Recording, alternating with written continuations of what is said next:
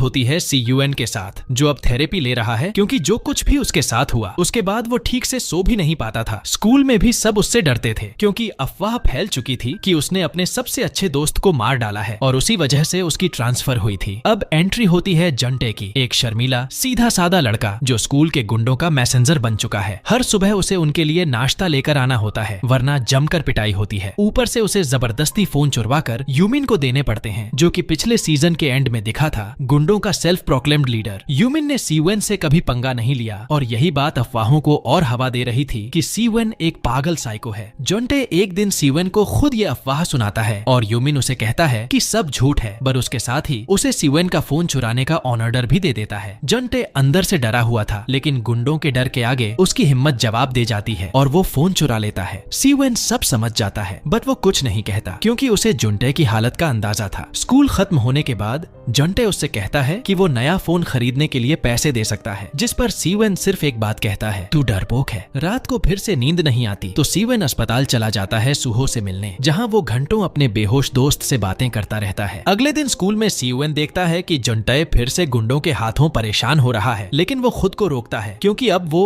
और मुसीबत नहीं चाहता। दिन ढलते ढलते जंटे को पछतावा होने लगता है तो वो सीवेन को एक ब्रेड और दूध देता है, साथ ही कबूल करता है कि फोन उसी ने चुराया था। सीवेन पहले तो उसे इग्नोर करने की सोचता है बट जंटे उससे पूछ बैठता है कि वो क्या करे जिससे उसकी डरपोक छवि बदल जाए। वो सीवेन से कहता है कि उसे खुद को डिफेंड करना सिखा दे, बट सीवेन साफ कह देता है कि वो ये सब नहीं सिखा सकता। हाँ, एक सलाह जरूर देगा। न्यूटन का तीसरा नियम याद रख, हर क्रिया की प्रतिक्रिया होती है। अगर कुछ बदलना है तो तुझे पहले खुद को बदलना होगा। रात को दूसरी तरफ यूमिन पूरी चालाकी से फोन चुराकर अपने काम में लगा हुआ था। वो यूनियन अलायंस नाम की एक डेंजरस स्कूल क्रिमिनल गैंग में शामिल होना चाहता था जो शहर की हर स्कूल में फैली हुई थी। इस गैंग के लीडर्स में से एक था एक साइको जो साइबर कैफे से अपना गंदा बिजनेस चला रहा था। उसे किसी से डर नहीं लगता था। यूनियन अलायंस में शामिल होने के लिए यूमिन को एक फिक्स नंबर तक फोन पहुंचाने थे बट वो पूरा नहीं कर पाया तो और टाइम मांगने चला गया। अब दूसरी ओर जंटे सीयूएन की बातों से इंस्पायर्ड होकर एक बड़ा कदम उठाता है। वो सारे चुराए हुए फोन वापस उनके असली मालिकों को लौटा देता है। जैसे ही यूमिन को इस बारे में पता चलता है उसका दिमाग घूम जाता है